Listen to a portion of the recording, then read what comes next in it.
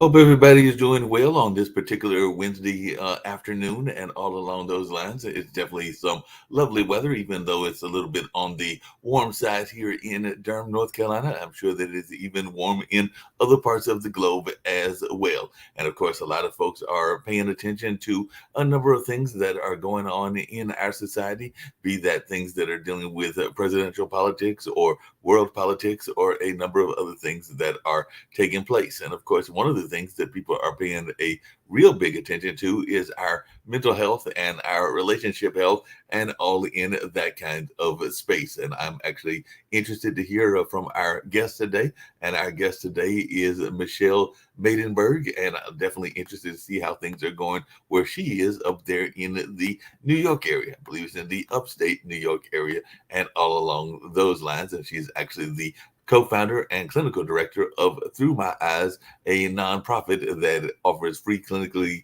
guided videotaping to chronically mentally ill individuals who want to leave video legacies for their children and loved ones. I'm definitely interested in hearing about that and how that is going. And of course, she's also an adjunct faculty at New York University teaching about mindfulness. And like I said, a lot of people, even during this pandemic, were paying a lot of attention to mindfulness and our health and trying to have that connection to a better health life. Because as far as I'm concerned, there are four elements of our life that always need to be in alignment and all in that space: the emotional health, the mental health, the physical health, and I would argue to some degree the spiritual health as well. But definitely interested to hear what Michelle has got to say about this and even about her great books, including Free Your Children from Overeating. I wonder if we can free the adults from overeating as well, because I know that definitely during the pandemic when I was in college at Marquette and a couple of other times, gotten into that fast food lifestyle. Unfortunately, it's too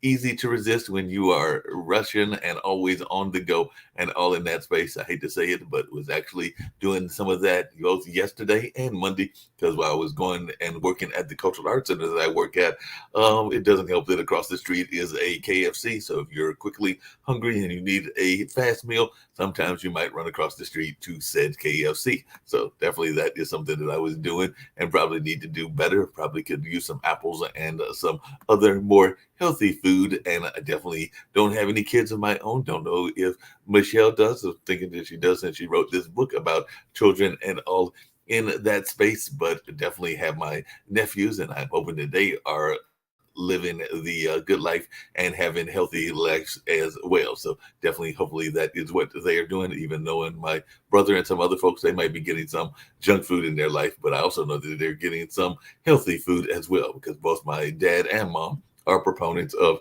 healthy eating and healthy living, as is my brother, and he is a masterful cook, much better than me. I think that he got a better end of the deal, and I'm gonna bring Michelle in and tell her about that better end of the deal and all along those lines as well. So definitely glad to have you here with me, Michelle, and all in that space. Now I'm gonna tell you how my brother got the better end of the deal when I just recently hit 61 as of July 1st, so about a week and a few days ago, and all that space. But when I was a youngster, I want to say I was a preteen or something along those lines. I was an avid reader, still try to do some reading, even though lately it's been mostly online and less physical books, even though I do still read physical books and all along those lines. And one of those books that I got the privilege of reading was a cookbook. And my brother actually pulled it down. I think he literally climbed on the oven, grabbed the cookbook, pulled the cookbook down, and asked me to read him the instructions. So I got to use my reading skills. He got to develop his cooking skills, which he still has to this day. I am unfortunately running off to the fast food joints and not necessarily doing all that great in cooking. So, like I said, he is in his mid 50s. I am in my early 60s. So, that's happened many years ago, but he still has the advantage in that sense and all along those lines. So, definitely, I know you talk a lot about mindfulness. So, I know our audience here on Pod TV would love to hear more about Miss Maidenberg and more about how you even got into the field of mental health and whether this was something and the medical field or whether this was something that you always knew you were going to be and all along those lines. Because I'm also going to tease you because I was having a conversation yesterday and we were talking about medicine and I knew that there was a time I thought I was going to be a weatherman. I'm in the journalism field and also in the event planning field now as well. But there was a time I thought I was going to be a weatherman, and then they had that biology course. You had to dissect the frog. I saw blood. I knew I was not going to be a anything in medicine or anything in science after that. Even though later in life I realized that the earth sciences didn't have to do as much with frogs and other things. But I was like going between that and Operation. If you remember that game, me and the Yeah. patient were not good friends because I think I electrocuted that patient regularly on a regular basis. But like I said, you were probably really good and got that little tiny bone out every last time. Or tried to at least. So I wanted to say something about what you said before because you were saying about going to KFC. So I eat out a lot, just so you Mhm. know, and I still choose to eat healthfully. So Right. you could still go to, places outside your home and still eat in a healthy way. Okay. So some ways to do that. Like, so last night I went out for dinner and, I ask questions. I ask, like, what's in the food? So, for example, I'm dairy free. So I ask, is there any butter or any kind of dairy in the foods? And I ask them to eliminate it if it's there. As an appetizer, what I choose to do is I'll have like a side of vegetables instead of Mhm. having like something with whatever. So, like yesterday, I had shishito peppers and broccoli for an appetizer. Yeah. So even at fast food joints, just saying, you could find better alternatives.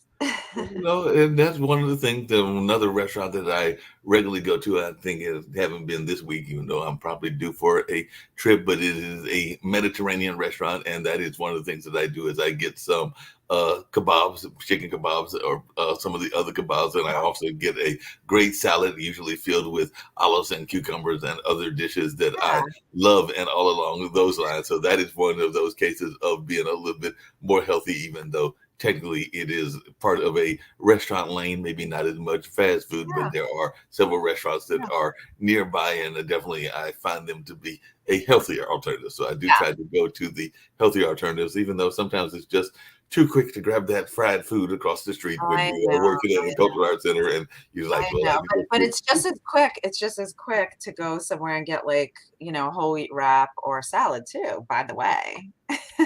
that is very true. That is very Just true. saying, it's a choice. It's a choice. You're making a choice. So, like when I'm at a restaurant, for example, I always laugh because for dessert, I always ask for like fruit, fresh Mhm. fruit. I love, fresh fruit, and it's not necessarily on the menu. And Right. and then my beautiful cup of fresh fruit comes, and then people are like, "How did you get that? That wasn't on the menu. I didn't know you could get that." And I said, "All you have to do is ask." And then they're envious that I ended up with the fresh fruit and they're sitting there with the whatever chocolate, whatever. Well, So, you bring up a good question, Michelle. And one of the things I was curious about is, do you think that sometimes asking is where we get into trouble, even with one of the topics that you oftentimes talk yeah, about, which is emotional avoidance and everything? Because I know that even in my own life, 61, have never been married. I don't have any kids of my own. Have those two nephews that I refer to and everything. But I have dated some women, including some women with kids, and definitely have later found out that they had different issues going on, maybe from that were grounded in past relationships. And sometimes after the relationship is over, I wish that I had asked more questions than I actually asked, and all in that space. And even sometimes friends will come up to you afterwards and tell you all of the reasons that you shouldn't have been involved in those relationships in the first place. And as I was telling to another guest recently, I sometimes wish that they would give me the opportunity to make this statement that a lot of times they make, which is that the reason we didn't tell you is because you wouldn't have listened. You were too caught up in the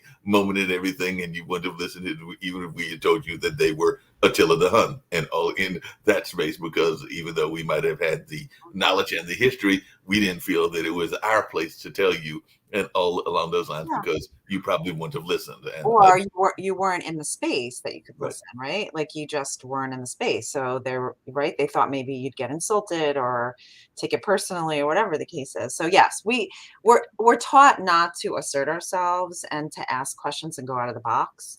And people will say to me, I'm not gonna bother the waiter or waitress and ask them all those questions. And I said, wait, if somebody had a food allergy, if you had a food allergy and you're Mhm. allergic to nuts, and it was lethal that if you ate nuts, you would literally like, kind of have to be hospitalized or take an EpiPen, would you not ask for what you needed? And they're like, of course. I'm like, well, that's the same thing with any dietary needs. Like waiters and waitresses are used to answering questions and used to accommodating you know people who come to their establishment. So you're not doing anything that anybody else is not doing, but people get a little bit leery, and they don't ask the questions and they don't assert their needs, and that's what happens. So you have to be willing. If you want your needs met, you have to be willing sometimes to be rejected, to be confronted. Not everyone's, and I always say this, why do we have this perception and assumption that we should be liked by everybody? Do we like everybody? Do we find everybody like, our cup of tea? No. So why do we expect that from other people? Yeah, I don't know why we expect that from other people. And you're right, not everybody's going to be your particular cup of tea. You might not like the same music. You might not like the same literature. You might not even have the same views, but there's always this notion that you should at least respect the different opinions, even if you don't Absolutely. necessarily like the other opinion and all in that space. But I'm just wondering your thoughts, because definitely during this pandemic, we saw a lot of people that were concerned about how the pandemic was affecting us and our mental health. I've heard that there are a lot of people that are looking at our children. I know one of your book deals with children more in the sense of the overeating, but they are wondering if the children have not been prepared. And definitely we are seeing outlashes of things that are going on in society, whether that is kids grabbing weapons and using those weapons in a very destructive manner, whether that is bullying, whether that is kids that are wanting to step out of life and everything in that space in that kind of way. So I was just wondering, in your own research, how has you found the pandemic is affecting us, and particularly those that are younger? Because I know that, as I mentioned, my nephews are, the one was born 2008, the other was born 2009. So they will be 14 and 15. Well, is that right? 8 to 23. Yeah, 14 and 15 in August, and all in that space because they were, Yeah. what do you call them? Yeah. Doorstep child. So There's a term for that and yeah. everything. But, as they are growing older, I'm hoping to, I jokingly say that I'm going for 200, even though I'm not doing anything else wise or exercise wise to actually make it 200. But I really would like my nephews to make it well past my own dad's age, and he's in his early 80s and is still very active in all that space. But I also see what's going on in society, and I am afraid for the world that they are coming into. And you've got 4 children and 3 dogs, and I'm sure you're probably even concerned about Yeah. your own kids and everything. Yeah. So there's a lot of research done on how you know, how the pandemic impacted youth and et cetera. So I'm not going to get into the minutia of it, but all I could say is that there are a lot of people out there, both kids, adolescents, teens, and adults suffering from anxiety and depression. I mean, it's a huge, huge issue, epidemic. And I see people suffering all the time. So it's a residual effect of that, but it exists and it's pretty profound. Which then led me to my second book, which you didn't mention, but I want to mention it. But Yes. here's like the cover of it, but it's called Ace Your Life. Unleash your best self and live the life you want. So that really speaks more for what you're talking about now, but it's predicated under the precepts of acceptance, compassion, and empowerment. Mhm. So I developed this model, which really speaks, if you really want to live your best life and the life you want, you really need to integrate these three concepts into your life. And I give ways where I talk about the barriers that get in the way of us integrating it, and then also skills on specifically how to integrate it. Mhm. Acceptance, again, when we say acceptance, I'm not talking about being like, oh yes, things are difficult and I'm working through adversity. It's more about noticing it than, right, because acceptance means relenting, and that's not what it means at all. Compassion, we don't learn we learn to be compassionate towards others, we don't learn to be compassionate towards ourselves. Mhm. So we tend to be our biggest, rivals, I'm going to say, because we end up beating ourselves up for the way we think, the way we feel, the way we behave, our interactions, our relationships, and the reason we do that is because the way our brain is wired. We naturally gravitate towards the negativity. Hmm. And we also, our brains are wired, right, to secure safety and comfortability. So we're constantly in the throes of beating ourselves up, and also if we're beating ourselves up, we can't build our confidence. It's like counterintuitive and counterproductive. So we Okay. really need to learn those skills and empowerment. So the problem isn't having the information often. So even with, like, let's say wellness and health, there's like a plethora of resources online about, healthy eating, exercising, etc. And most people actually do lose weight, but they don't sustain it over time. Right. We don't sustain habits. That's part of the problem. We expect that, we're kind of this fast moving nation, right? We want things instantaneously. Um, and then also, we also have a hard time sustaining any kind of behaviors. And that's really where the magic is. Yeah. So having these three precepts really integrating into your life leads you into a fulfilled, meaningful life. And a lot of the work that I do is really kind of couched in our values. And when I say values, people are like, oh, I know what my values are. But most people don't. Most people don't. And when I talk about values, it's not just knowing what your values are, it's paying attention to them every day, it's lending to them, and actually in the doing, right? Doing things that lean into your values and evaluating that on a daily basis also. Well, you bring up a couple of interesting questions, Dr. Michelle, that I was thinking about and everything. One is, and one is around our mental health, the other is around values. But a lot of times we are quick to go to a doctor if we are not feeling well, even though there are certain societies that are not as quick to go because of some historical barriers and some historical things that have happened within those groups. We definitely saw that during the pandemic and everything else. But I don't know that we are as quick to go get counseling, whether that is from a Yeah. trained psychologist or a trained therapist or a number of other kind of trained individuals. I mean, so how much of that is an issue and how can we get around that? Because I do know some people that are regularly going to their therapist and do it on a regular basis. Their therapist is one of their best friends in the Mhm. sense of when you talk to them, but I don't know that that is the norm as much as it probably should Yeah. be. Well, unfortunately, because of healthcare and the cost, and there's a lot of factors that go into seeking therapy, for people who have, for example, insurance, or some people don't, Right. which is really a catastrophe, I think, in this country, quite honestly. To some people, it's a luxury, right? Because not everybody could. A lot of therapists are out of network, and those who are not out of network, unfortunately, there's huge waiting lists, huge waiting lists. So it's difficult. Access in and of itself is a huge issue that I cannot express enough, and that's something that really needs to be worked on in this country.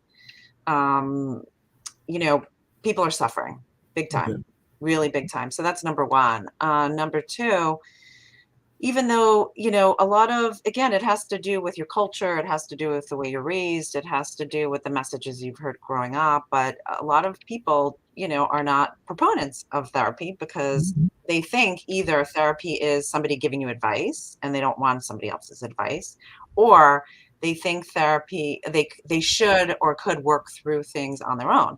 Now, therapy is not about giving advice. And I always tell my patients, I said, I don't give advice because I'm not the one who has to live with the consequences. So I'm not going to tell you what to do because I don't have to live with your consequences and I don't want to be blamed either, for the consequences. So I could help be really, I could partner with you and I could collaborate with you in improving your life and, coming to some conclusions and help you making decisions, but I can't make those decisions for you. So we could look at the full picture and then you could make the decision that's going to best suit you. And I could help lead you there and I could help enlighten and, kind of expand maybe the way you're thinking about something so that you could see the full picture.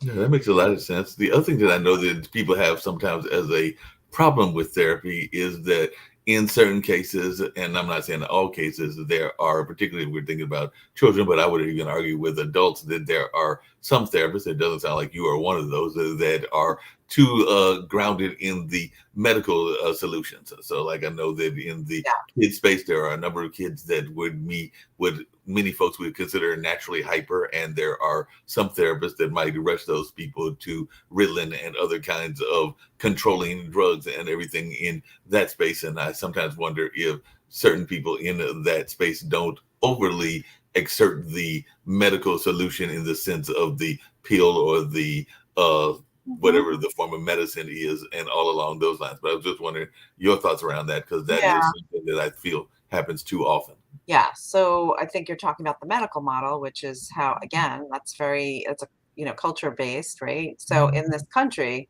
we tend to, again, use more of the medical model in treatment. And no, I am not a therapist who subscribes to that at all. I'll try my best to use more, organic and, non-traditional kind of methods, because, like, for example, anxiety, that's like a good example. Right.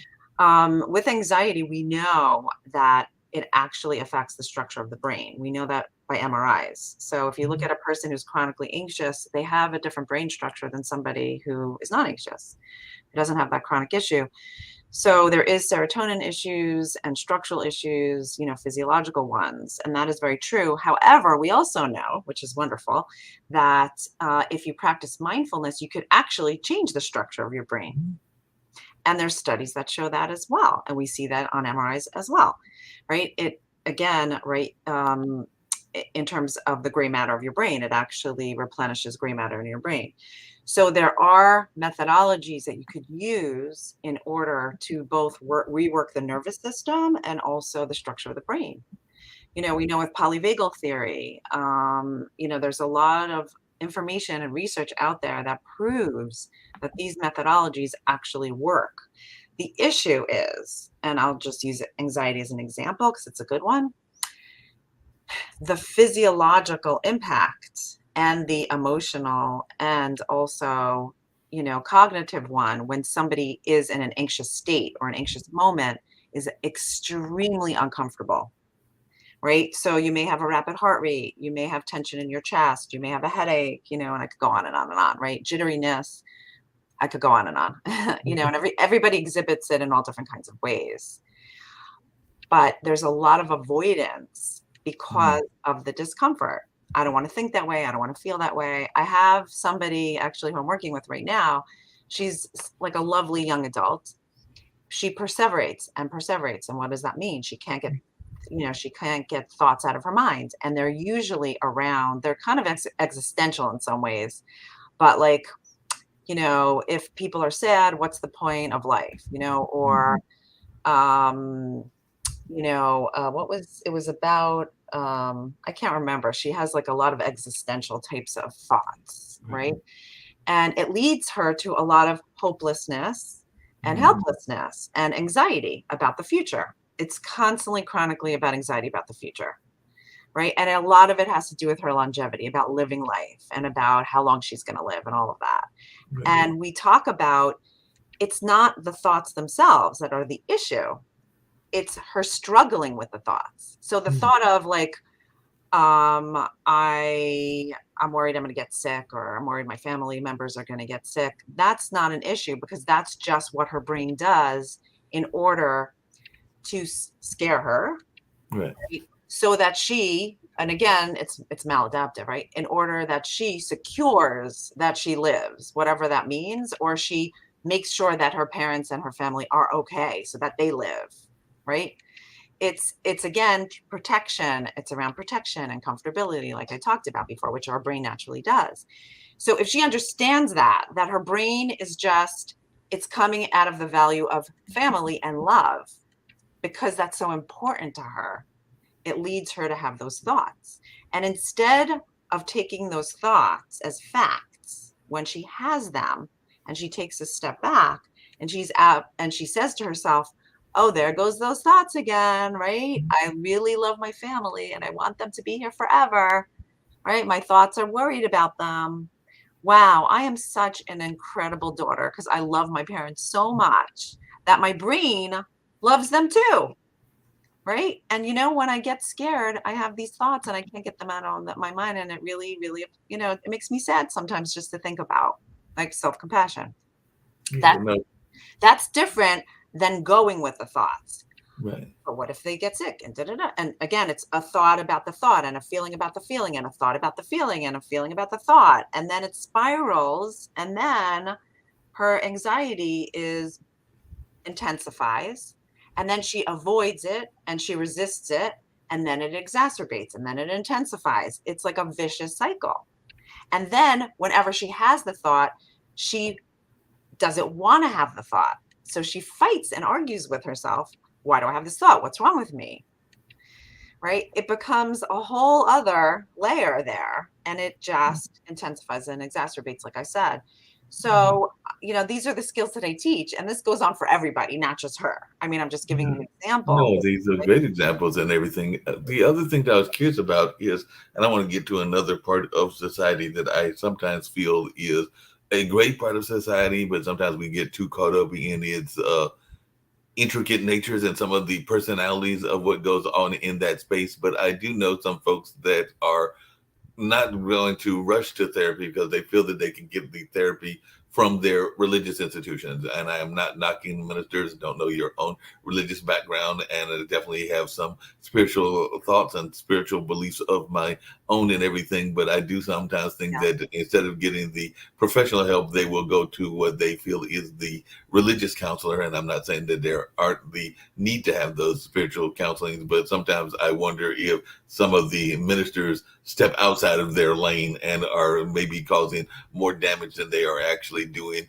good and all in that space. But I'm just wondering your Yeah. thoughts around that because I do sometimes feel that both the ministers and even teachers sometimes can step out of a lane that they may not be Yeah. as prepared to deal with. I mean, if it was up to me, I wish that every doctor, nurse, anybody in the healthcare profession and anybody in the helping professions in general, like, had some mental health counseling, Mm, knowledge and skills.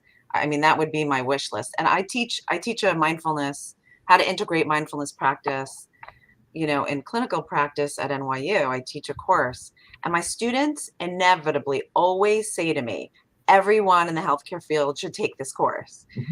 They always say that to me every semester. And they say to me, like, how come this it's not offered in every school and how come it's not offered? And I said, I agree with you. Like, everyone should have these skills. They're very, very integral to working with others, especially in this capacity. Listen, whatever we're doing, whether you're a pastor, whether you're a physician, or whatever the case, you're working with somebody who is having an emotional reaction. That's just the way mhm. it is. So you need to be skilled. Most people aren't, obviously, like we know. So I love when I see healthcare professionals who have dual degrees. It makes me very happy. But just, piggybacking what you said, I hope that people in the field, when they recognize it's out of their purview, that they actually make recommendations and referrals to mental health professionals. I mean, I get a lot of referrals from physicians, actually, so, which is nice. But not everybody does that. So I think, yes, I think the scope of practice could be limited. And so just to be cautious about that, but listen, I think it's better than getting, no help. If you're going to opt to get no help, it's better than getting no help. But I also think that somebody really needs to be skilled. So, like I just described to you, that client that I spoke about with anxiety, I am able to give her very specific tools and skills to manage her thoughts. I'm able to give her a psychoeducation on how her brain and her physiology of her brain, works. So that's helpful. I'm able to give her tasks that she's able to do on a weekly basis to be able to, like we said, right, decrease the anxiety and also manage her life better, make better decisions for herself, etc. And that, again, could be really is very helpful for her so that she doesn't have to necessarily, like we talked about, like, go towards psychotropic medications or other things. But there are some times that some people need to. Right. right? There are sometimes, and that's okay too. It's okay. And sometimes we can't just do it with skill. Sometimes we need, and the best types of treatment typically, especially somebody who has chronic, challenges, is to do both, is to have, medication and also skills, and eventually to wean off the medication, right? Once the anxiety or depression or whatever the case is, like de-escalates and decreases, and they have a good set of skills, right? Because the problem, what I find that happens sometimes, if somebody has such intense, let's say anxiety, when I have them do exposure work or any type of, kind of, I would say strategies at home, they're resistant to doing it because it's too painful and it's too somatic for them and their bodies and physiological. So they come back and they're like, oh, I didn't do it, or I couldn't do it, or, I tried to, but it didn't work out, and that's not helpful either, right? Because then they just feel worse about themselves. So when that happens over and over again, then sometimes I do actually make a recommendation, at least initially, in order for them to be able to learn and work through and manage the skills. Sometimes it is helpful. And then once they have a good acquisition of the skills, they could wean off the medication, So sometimes there's reason for that to happen, and it's very appropriate, like in terms of treatment. No, that makes sense. Dr. Michelle, just out of curiosity, because I definitely want to get back to the values conversation in a minute and everything, but how important do you think it is for folks in their mental health to be based in reality? Because some of the things that people have a philosophy of or a belief of is probably not all that realistic. In some cases, many people would even say that it is borderline, maybe even to some people's minds, insane and everything. Because I jokingly said, and I was only partially jokingly saying that I would love to, if I can maintain the kind of coherency that I am having today, to live to be 200. Now we know that that is not necessarily happening, and most people will be lucky if they can make it to the 100 mark, and definitely along those lines. Definitely longevity is in my family. Mom is 81 and dad is 83, and definitely there are other family members that lived close to 100, but 200, nobody in our family has made that. I think except for some biblical figures, nobody has ever made it, and we're not sure that that was actually 200 in the true sense of the world. And I have other friends that literally claim that they have some ties to other planets and all in that space. I wasn't there on the ship with them when they made those alleged trips and everything, so I can't argue whether they actually went there or didn't go there. So how much is it important for us to base ourselves in a sense of reality, or is it all right to have flights of fancy? Because most of what I described, whether that is somebody that thinks they went into another planet or into another time dimension, or somebody that wants to live to be 200, most people would say that that is purely flights of fancy and that it probably won't happen, and it didn't happen. But like I said, I wasn't there with them, so I don't know whether it happened or not and everything. So how important is it for us to allow those in our sense of just people relationships?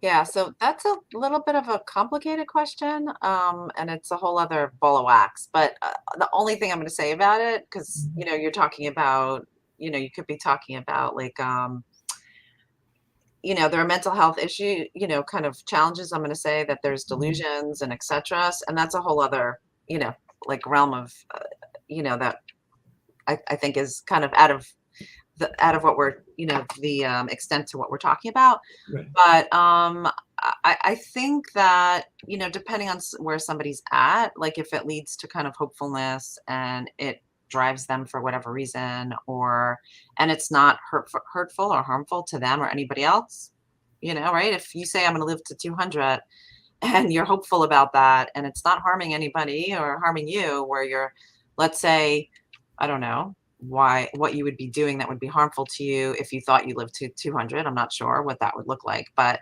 um okay.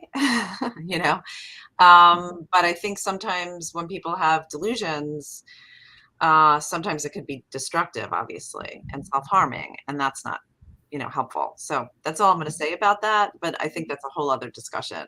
No, that's fair enough. And like I said, I am very realistic about, as I just said, the 200 is probably not going to happen, and not sure that I would necessarily want it to happen because, that also is the loss of family, the loss of others that are very dear to me and all in that space, some of which have already left and everything. So as you get older, you lose more of that connection to those that are with you. So as you get older, there's probably less of a desire for that and everything. But that's just the thing Absolutely. that I say in jokingly. And like I said, I don't know that I would necessarily want to do that. It's part of that is also the what you were talking about with your patient and everything, the Yes. fear of what the next step is, because there is definitely why people do that kind of projection, for lack of a better word, and everything is because the fear of not knowing what the next side is going to bring and everything along Right. those lines. And a lot of that has to do with spiritual beliefs and other beliefs, and whether you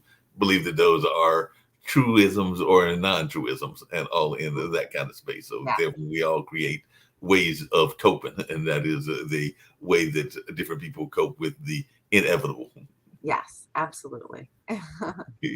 So that was just kind of my thoughts on that. Like you mentioned earlier about values, and I know that a lot of times people, particularly when we talk about politics, that everybody brings up values. They bring up this notion of values, and you said something earlier that kind of caught me off guard because a lot of times, whether it is our political leaders or our cultural leaders or a number of others, they are always bringing up this notion of values and the importance of values. And if I heard you correctly, you said a lot of us are not really dealing in that value space as much as we think we are dealing in that value space. And if I misheard you and you want to correct me, please do correct Sure. me, because I'm open to hearing things and learning things as well. But I think that that is Yeah. what I heard and Well, all in that space.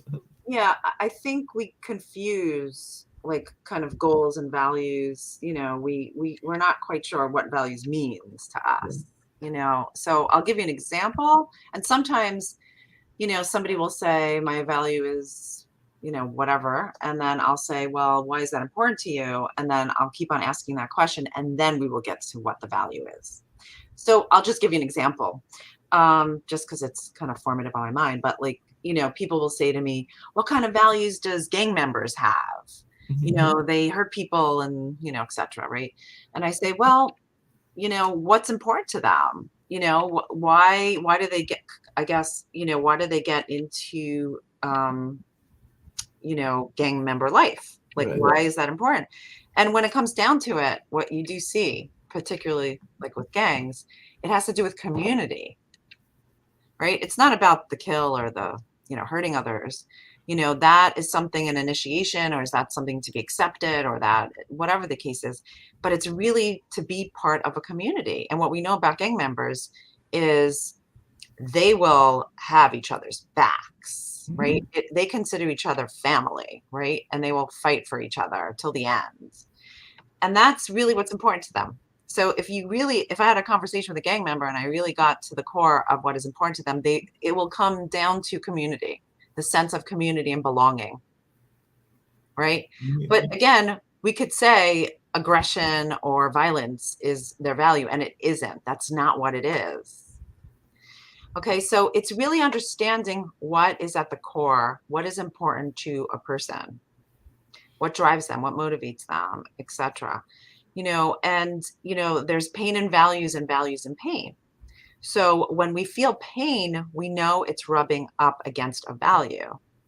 Okay. And when a value gets rubbed up against, we're gonna feel pain. And that's something we have to accept. Yeah, that makes a lot of sense. Isn't that something that we're all looking for to some degree, Dr. Michelle? Because you mentioned it, and I've definitely heard it mentioned. My younger brother, and I've only got the one brother, the one that I alluded to with the cooking analogy earlier in this show, and everything is involved with working with at-risk youth. And I hate using that term and everything because I sometimes think it is a unfair term to use, because definitely there are societal things and other things that we can do to improve these situations and all along those lines. But one of the things that he talks about and that he deals with those kids that are in gangs is just what you alluded to. They are trying to find a sense of acceptance, and in some cases, they don't have that sense of acceptance at home or in other environments, so they turn to the gang to get that sense of acceptance, and all in that space. So, how important is acceptance in the society, and is that something that we don't pay enough attention to? Because I know a lot of us are glad to be part of affinity groups, whatever those affinity groups are. They might be racially based affinity groups. They might be affinity groups dealing with your fraternity or sorority or other social organizations that are out there. But a lot of times when we join those groups, we are trying to find like-minded people. I mean, I belong to a couple of organizations that are around journalism, and so there might be journalism affinity groups and all in that space. But how important do you think it is for us as a society to have um, acceptance as part of our narrative? Well, acceptance and belonging is something that we all need as human beings. We all strive for that. Whether in our families, in partnerships, in every way. Who doesn't need that? I mean, there's a lot of studies that show, chronic loneliness leads to, it takes years off of our life, like literally, right? And people who have a sense of belonging and a sense of community and a sense of, family and whatever it is for that particular person, right? They tend to, again, live longer lives, like physiologically, physically, and also emotionally. They have increased well-being, you know. So we know that people need people, right? There's songs about it. Yeah, definitely. We know about those songs and the Yeah. great songs in that space and everything. What skills, because I've even seen this on even some of our own shows here and everything, where people will have a disagreement or a different thought. And I definitely am one of those people that believes in the thought of we have the right to agree to disagree, but sometimes people don't always handle that in the best way. And I have seen people do sarcastic things like play violins when they are disagreeing with somebody's standpoint, or even lashing out in angry outbursts, and all in that space. So, what are some of the ways that we can avoid acting out even in conversational spaces? Because, like I said, even on this network, I have seen people do what you would probably call acting out and all in that space. So, what are some of the ways that we can avoid that acting out, even though we might have some strong emotions or some strong viewpoints about whatever is being discussed? Yeah, it's interesting that you're asking me that question because it just so happens that as soon as we get off this, podcast, I'm going to be writing an article on triggers. Mhm. And that's been an area of research and interest of mine lately that I hope to write another book about one day soon. um, so I think you're asking about triggers, and Yes. also acting out behaviors, which we all have. It's intrinsic in our humanism, right? Is to get triggered in some way and to act out. So we can't, in most, in most situations, we can't help but get triggered, but we can help, the way we behave. And we have a choice on whether or not we act out. So that's important. Just like we can't control our thoughts and feelings, just our behavior. So, of course, and again, I help a lot of people with this, whether there's kind of anger challenges or acting in a way that's not their best self relative to their interpersonal relationships, or even the way they behave towards themselves, right? Because sometimes we can have very self-destructive behavior.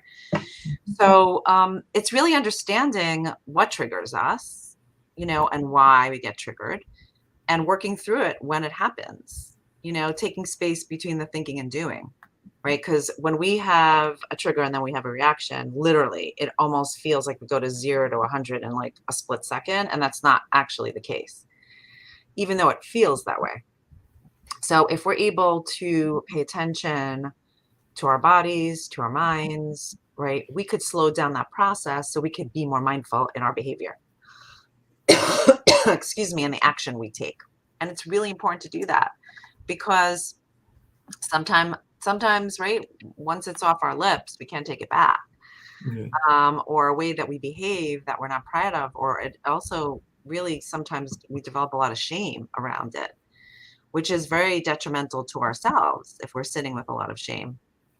So it's learning, again, it's learning about yourself. It's learning about our, our core beliefs. It's learning about our behaviors. It's learning about our reactions. And I could go on and on and on, but that's what I teach people who I work with.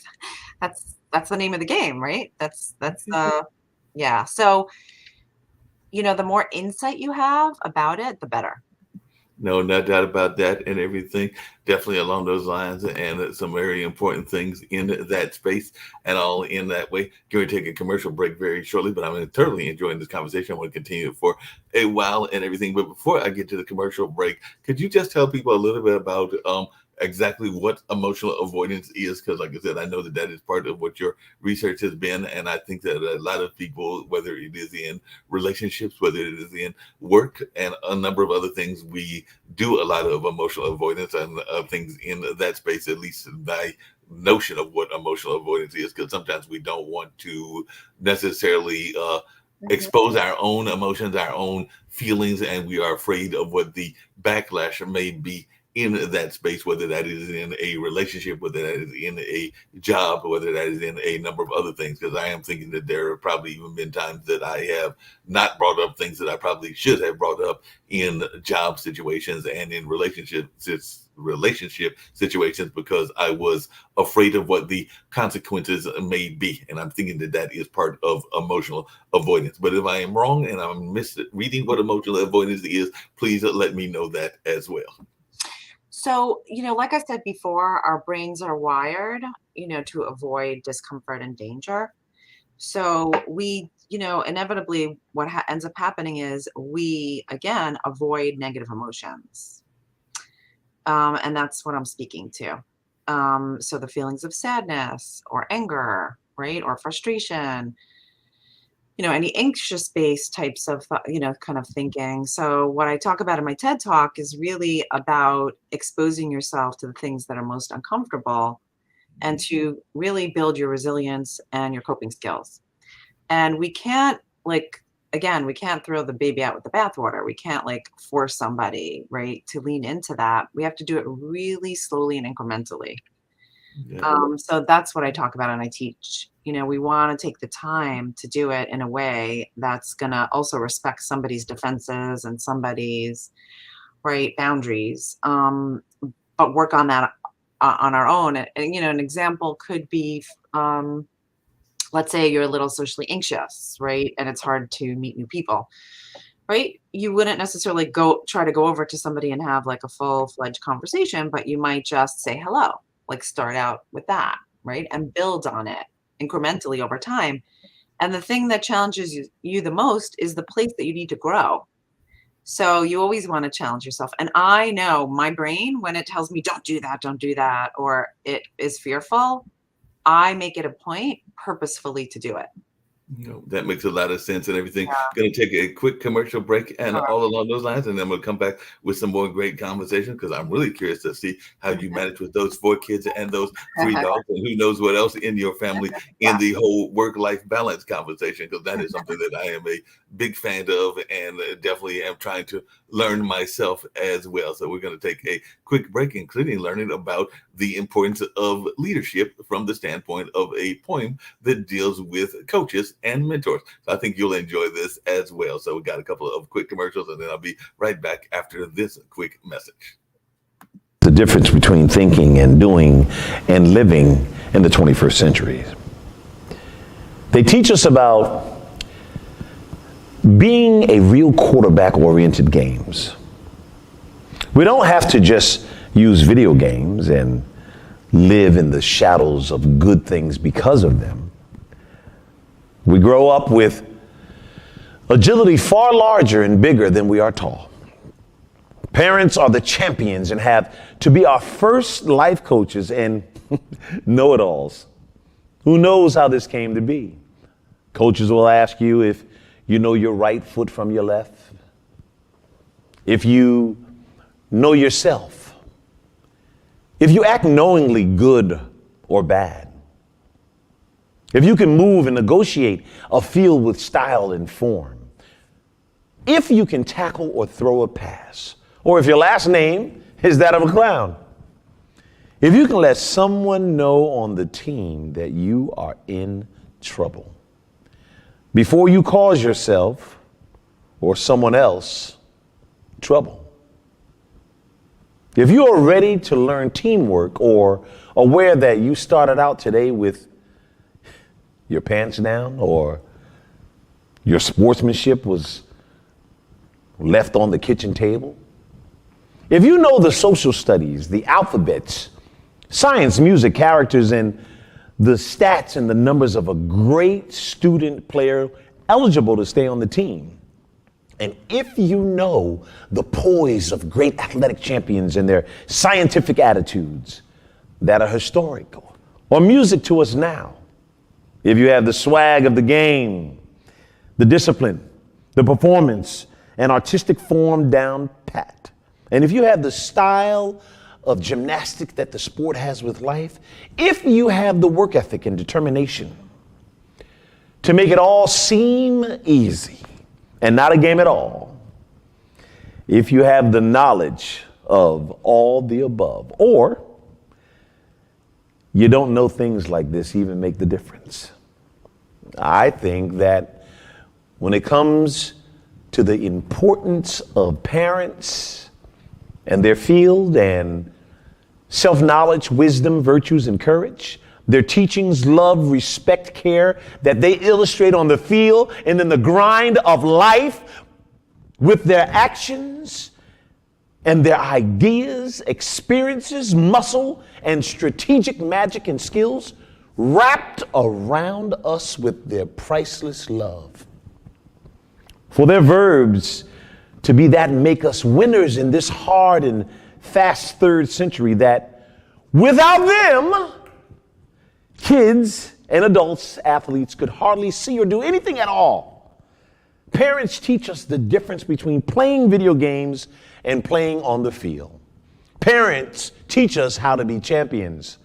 A huge hug should go to parents, coaches, and parent-like community people who have love on the field for you and who are champions for your life, both in and out the games. Like I said, a great message about coaching and the importance of coaches and mentors. I'm sure Dr. Michelle can agree with that and all along those lines. Dr. Michelle, just really curious because, like I said, I don't know if there is still the significant other. I imagine there is and all in that space. But how do you manage? Because as I said, I saw and I alluded some of them. You've alluded to some as well. The various things that you do in life. You are an author. You are doing a number of other things, and you've got those 4 kids and the 3 dogs. And I'm thinking maybe the dogs might be big dogs. They might be small dogs. But either way, dogs are a lot to deal with. And you are also a member of a number of organizations, including serving as the board of directors member at the Boys and Girls in Mount Vernon, and also being a member of the American Red Cross team. And I'm going like, wait a minute, there's only 24 hours in a day. Where does Dr. Michelle find time to do all of this, including serving on the board of directors at the Westchester Trauma Network there in Westchester, New York? I'm going like, I'm looking at your bio and I'm going like, there's 24 hours in a day. How did she even get 30? Because she's also written for a number of publications, including Times Cosmopolitan and a number of other ones as well. So first off, Dr. Michelle, where did you get 28 hours, and can you get the 28 hours as well? Well, I don't sleep enough, that's for sure, but I'm working on that. But I do have 4 dogs, actually, not 3. But I love my dogs. They bring me so much joy. I can't even tell you. My children too, of course. But luckily my kids, my oldest right now is 23 and my youngest is 14. So the 3 older boys are, pretty much adults, I would say. Just my youngest, who's a daughter, she's the only one that I'm raising right now. But she, being a girl, it's like raising 3 boys, just saying. A teenager, a girl teenager. But yeah, I absolutely love what I do, and I'm very passionate about all the work that I do. So that's what drives me, and I love doing a lot of things at once. I'm not the kind of person who, could just sit idly and do one thing. But the most important thing is I feel a sense of purpose and meaning. And I'm always working with people, and I love learning and, exposing myself to people. That's what I'm all about. Now, I've got to teach you about something because you mentioned that the girl is a teenager and all in that space, and you had the three boys as well. So, are you harder as a parent on the daughter, or would she say that you are harder in that space because you have the experience of being a woman yourself and have definitely gone through some of the things that she will go through and has already started to go through, or were you just as hard on the boys as you are on her? Because I do know that sometimes people say that they are harder on the person of the same gender than they are the opposite gender when raising their kids. And like I said, I don't have any kids, so this is just Yeah, things that I've heard from talking to others. One of sure. my best friends actually has a daughter and loves his daughter dearly and all in that space, and it definitely serves as a positive role model for her. Yeah. So I'm not hard on any of my kids, to be honest with you. I feel like I'm the kind of parent, honestly, I'm really flexible, and I don't believe in giving a lot of like restrictions and, kind of consequences unless it's warranted. So like for example, I give my kids like all the leeway until they prove to me that they can't handle it, right? And some people, parent differently, but my kids, all of them are quite independent, and I think that's probably why. I don't believe in really, I've had to create structure and boundaries sometimes when they need it because they've proven that they needed it. But I trust them, I talk to them, they talk to me, they express themselves. I think because I treat them as a respected, trustworthy individual, I think they act in a responsible way, I hope. And they're not perfect by any means, of course, but I feel very, very fortunate, I have to say. I feel so much gratitude. I feel really fortunate that my kids, the only thing that I required of them really is to be good people and to be good human beings. And I could unequivocally say that I've accomplished that. And I feel very proud of that. Of course, we always want our kids to be successful other in a lot of other arenas. And that's like, but to me, that's fluff, that's kind of icing on the cake. And I really support their ambitions. I try to guide them in the best way possible. My daughter, she's, I think, it also has to do with their personalities. They're all so different, literally so different, both in terms of like emotionality and ambition and on and on and on. So I try to be with them where they're at. I don't compare them to each other. I don't compare them to anybody else. I really try to appreciate what each of them has to offer, and validate that for them. So, I hope that answered your question. No, that definitely answered the question, and I appreciate that answer and everything along those lines. One of the things that I'm curious about is that a lot of times, whether it is as a parent or as a employee or even an employer, and a number of other things, and even in relationships, we oftentimes have a hard time of letting go of the negative things that have happened in our past relationships. I alluded to that earlier. I know that's happened in some past relationships that I've been in, and I've probably been as guilty of it as the other parties have been as well. So I was just wondering, how do we leave past those past negative experiences? Because a lot of times it is too easy. I know there's that old saying about leave the suitcase at the steps of a new relationship, but that is easier said than done, because a lot of times that is part of what got us into the new relationships. It's also part of how we came into whatever the relationship is and all in that space. So how do you actually leave past those negative experiences, and even some that might only be perceived negative, because to the Yeah. people involved, they might not have been as negative as we were taking them to be. But I just wondering your thoughts about that. So, listen, I think everybody has regrets. That's again part of being human. And the reason for that, which is, I think it's your mindset and the way you think about it. So, for example, we have different stages of development. right? We're different when we're 15 than when we're 30. We're different when we're 30 than when we're 50, you know? So I could say now, right? Because I'm 52, I could say, oh, you know, why was I friends with that person? And why did I behave that way? But that's where I was at the moment, right? And that's why I'm at where I'm at right now because of learning, growing, changing, evolving, developing. So I actually appreciate my evolution and I could see at the moment why I needed to be in that space. I could have regrets and wish, you know, but if you stay in wishfulness, that's how you get, again, that's brings on a lot of distress. It's wishfulness for things to be different. And that's not living in the present moment.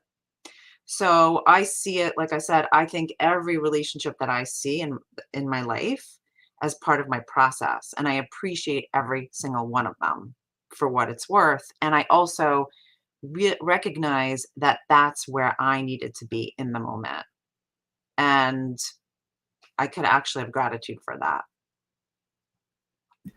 That makes a lot of sense. I can definitely see that as being a issue, and all along those lines, that differences and how we can relate as we change in our age and all along those lines. Do you think that we as individuals do a good job of that, a good job of I know they call it growing up, and we are constantly growing individuals, but do you think that we oftentimes are too busy going back into things that happened in the past and kind of concentrating too much on the things of the past and not necessarily moving forward? I just wondered your thoughts as a counselor, because I know just in my own life, I have definitely seen friends that seem like they are still stuck in the past and are not necessarily moving forward, whether that is in life or in relationship. But I was wondering your Sure. take on it. Well, of course, you know, a lot of people live in the past and they sit in regret and in wishing things were different, like I said, which brings on a lot of distress.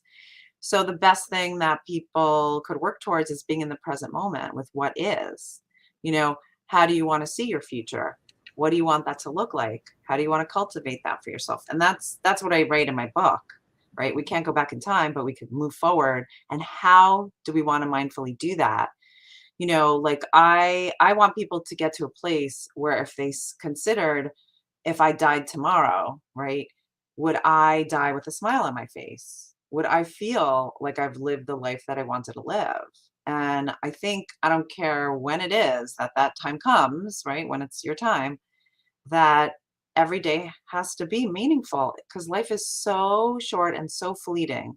I mean, I think about the fact that I have a 23-year-old son whose birthday was in May, and I'm like, what? Like, how did that happen? What, where, when, how? You know, I see my kids, I look at them sometimes and I'm like, how did you, you know, like I don't even remember. And I'm sure, right? I don't even remember, like, I don't remember them as babies. I don't remember like half the thing. I mean, you know, right? Like our I'm memories. laughing because I can relate because, like I said, I don't have any of my own, but I do have those nephews, and they are getting taller by the minute. They're playing with Oculus sets. They are doing other things, and I'm going like, when did they go from being the infant that I vaguely, and it's not that distant of a memory, remember going by the hospital and seeing my brother's then wife holding the first baby, and then Right. later the second baby, to being these tall gentlemen that are playing lacrosse and football and who knows what else they've got in their future that are definitely at my height, if not taller. And I'm going like, how did this happen in these 14 or 15 years? Because it does seem like it happens so rapidly and so fast that you're sitting there going Right. like, it's just, I know that's what they say about time flying, but sometimes you're going like, can you slow down for a minute? I need to Yeah, like exactly. breathe and Well, catch a breath and all right. in that space.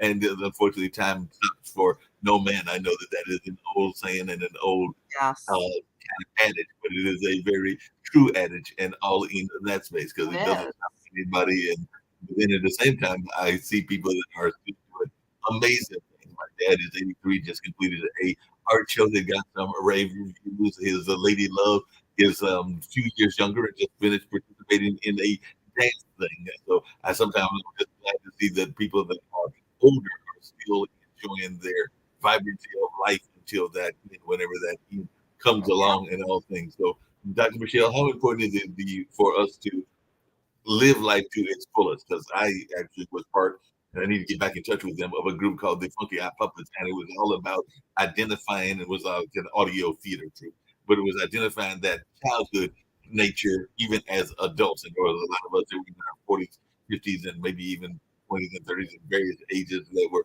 part of this. But I think that sometimes we want to suppress that childhood aspect of our life even as adults. But I think that wonderment and the need to always be learning on a constant state is a Yeah. important part of our life. But I just wondering your thoughts around that. And is that something that is one of the missions of what you talk about in your book in terms of those life strategies that we can have? I think it's different for everyone. I don't like to I don't like to kind of impose anything on anybody. Like everybody has to cultivate what that is for themselves. I'm a lifelong learner. If I always say, if I was if I could, if I I would just learn all day long, because I just love learning. I thrive in a learning environment. um so it depends on who you are. I think everyone has to think about that and has to think about what actions they're going to take in order to live a meaningful life. And that's what I try to really teach people, right? I can't say what that would be for you or for anybody else. People have to develop that for themselves. And sometimes it's not so readily understandable. Like it takes a lot of searching and and trying things and challenging yourself and putting yourself out there to actually formulate what that is. So it doesn't always readily come. So, like as an example, I didn't know that I love writing. I had no clue. I started writing, I think, outside of graduate school. And then I developed that I have this skill, which I wasn't even aware of, to be honest with you. And then I realized how much I love it. And I also realized that I could help people through my writing. And, but that was a discovery. It wasn't something that I knew that I was born with. It wasn't something that, I put myself out there. When I started to challenge myself, I was like, oh, people are actually responding to this and they're getting something out of it. And now I have like over a million and, like 1.5 million readers. So like, I guess they're getting something out of it. I should do this more. Um, but it's really finding yourself and doing that search and the deep dive, right? Like sitting in meditation and sitting in mindfulness. That's when all that creativity also comes to you also.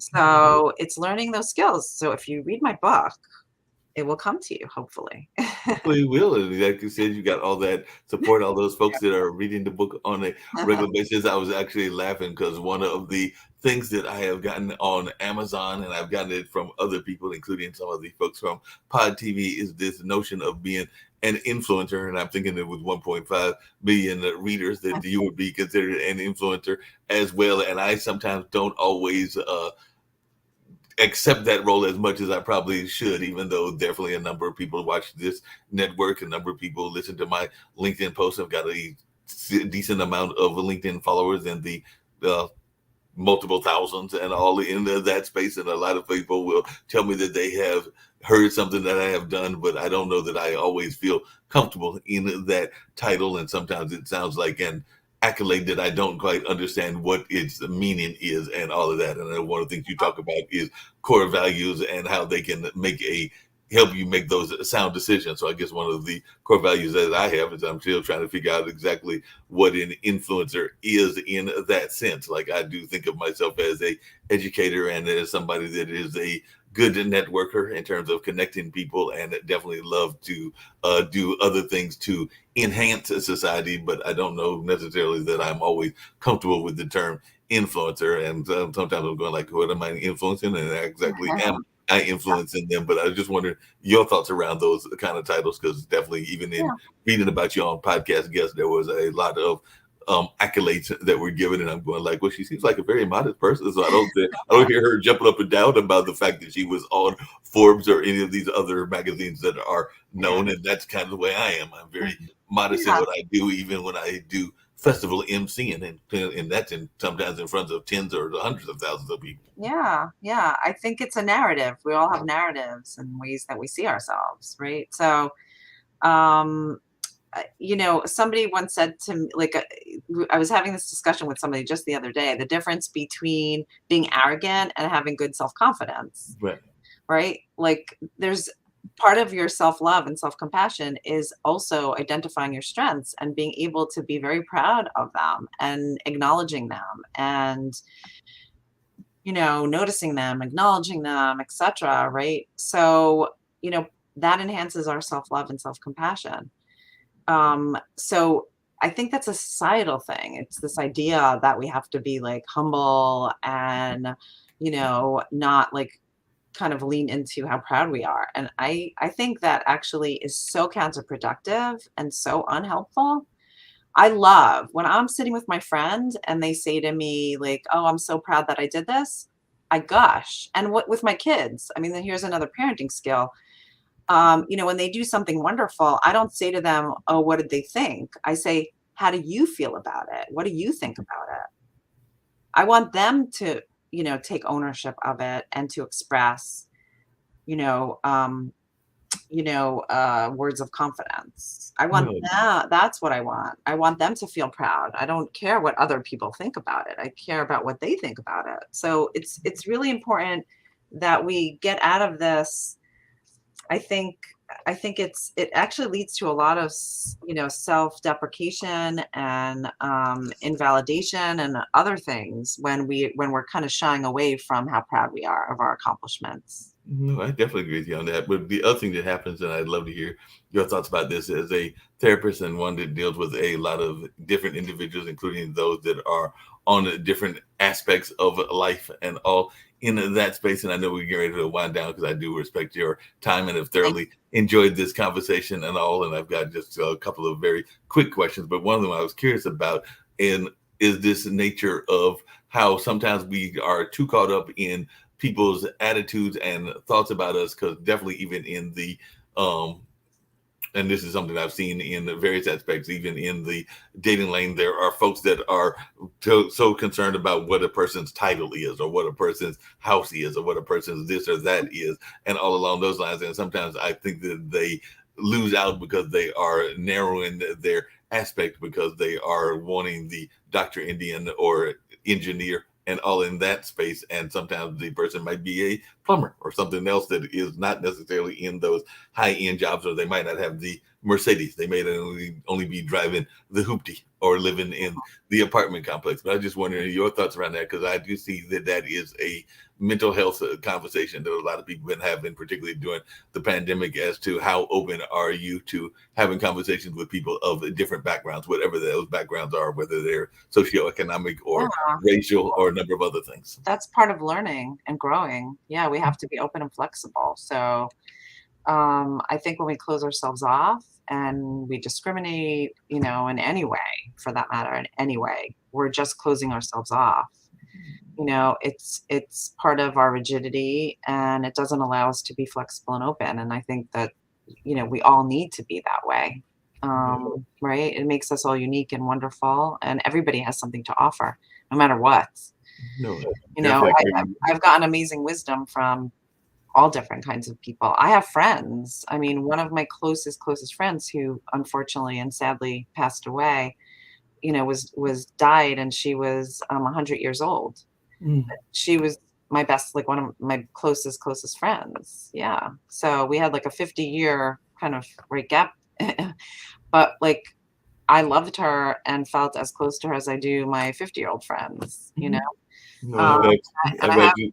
yeah, and I have friends of all different races, religions, socioeconomic status. Like I love meeting people and, hearing about, people's lives, and I appreciate every aspect of human beings. No, Yeah. definitely. As you were saying that, I was just thinking about in the apartment complex that I live in, there is a young lady who is from Brazil. I want to say she just recently turned 30. She might be 31 or something, but definitely in her early 30s. But one of her good friends, and they share a love of gardening, is probably, he's older than I am. So he's probably in his mid 60s or early 70s. But they definitely have a wonderful friendship. And like I said, part of that is Yeah. over the common food love, the common gardening love, and a number of other things. But it's like you and your 100-year-old friend that sadly passed away. They found their common interest, whatever that interest is, and all along those lines. And definitely when I see them talking there, sitting there giggling, you would think that they were school kids in the high school, the way that they sometimes are interacting with each other and all along those lines. So definitely that is something that is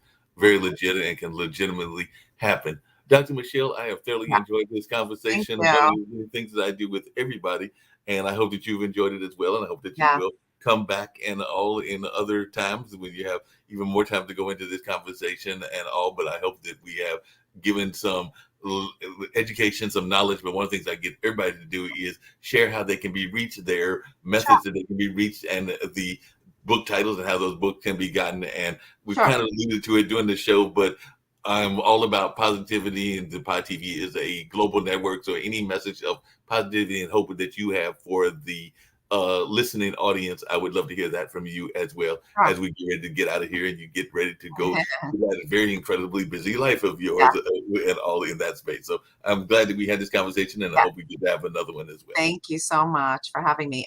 So I'll tell you where I could be reached, and then I'll end off with kind of words of motivation. But so I could be, the best place to reach me is on my website. It has all my blogs, because I'm a Psychology Today blogger as well. It has all my blogs, my media.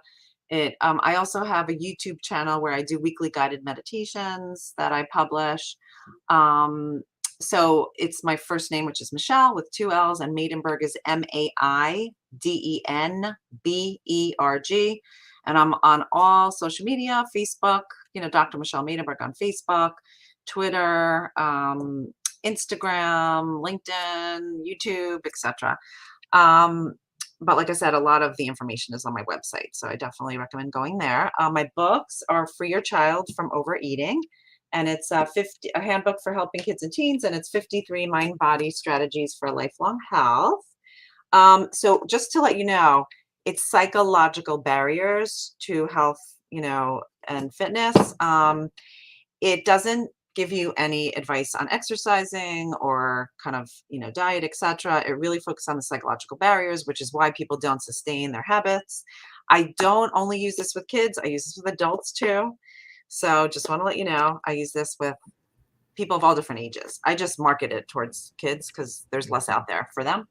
And then my new book, which is Ace Your Life, Unleash Your Best Self, and Live the Life You Want. And that's out too. And that's my new book. And like I said, it gives you very specific skills and tools. And at the end of each chapter, there's a guided meditation with a barcode that you could actually tap onto, which I really wanted to include that in my book as well. And that's about it. So you could find me. And then in terms of, I would say one of the chapters that I have in my book is about how to evaluate your values specifically. And also, how you really want to be informed about them, what they are, and also how to evaluate them on a daily basis. And that is the one thing that I think has changed my life dramatically, and it's changed the life of my patients too. So I do encourage you, if you have a chance to buy the book and to kind of read that chapter, especially, it's a really important one. And if not, to really think about how to acclimate, more values practice into your life so that you're living your best life.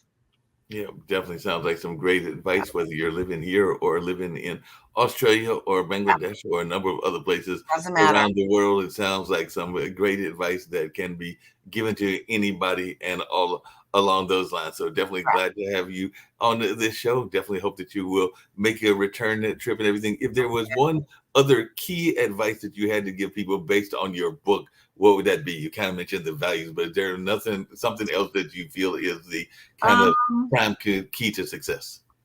That's a good question. There's so many skills in my book that it's hard to kind of know. Let me just think for 1 second. I would say it's not enough to practice, all the things that positive thinking and gratitude and affirmations. It's in the doing. Mm-hmm. We can't look in the mirror and say, I'm thoughtful, I'm wonderful, I'm kind, right? But what are you doing on a daily basis that's proving that to yourself? Yep.